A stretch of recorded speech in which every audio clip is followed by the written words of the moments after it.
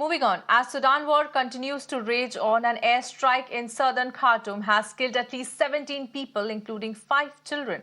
Now, it is not clear whether the attack was by an aircraft or a drone.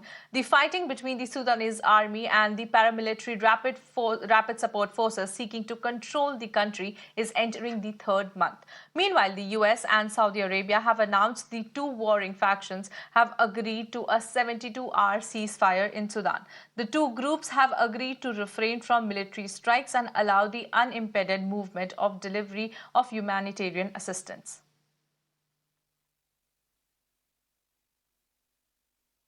For more on this, let me go across to my colleague Srinjoy, who has joined us on the broadcast. Srinjoy, the never-ending war continues to rage on in Sudan, while both the parties have agreed on a 72-hour ceasefire. But will this help amid the simmering tensions in Sudan? Over to you.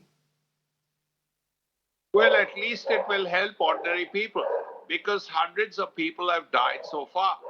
Any civil war is destructive, very destructive, and this civil war between the equivalent of the Indian army and all the Indian, let's say, the equivalent of the Indian Home Ministry forces like CRPF and so on. Can you imagine how bad that would have been?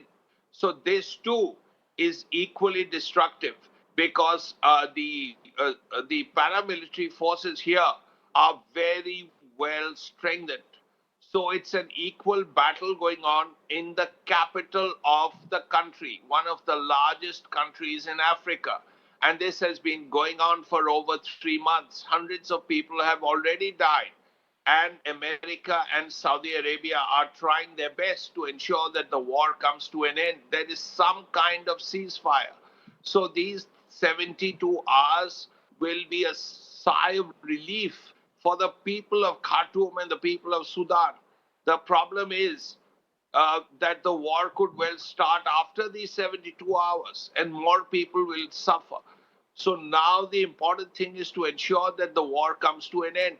And if the Americans and the Sudanese and the Saudis can actually do it, that will be a great thing for the people of Sudan, for the people of Africa, for everybody. Right.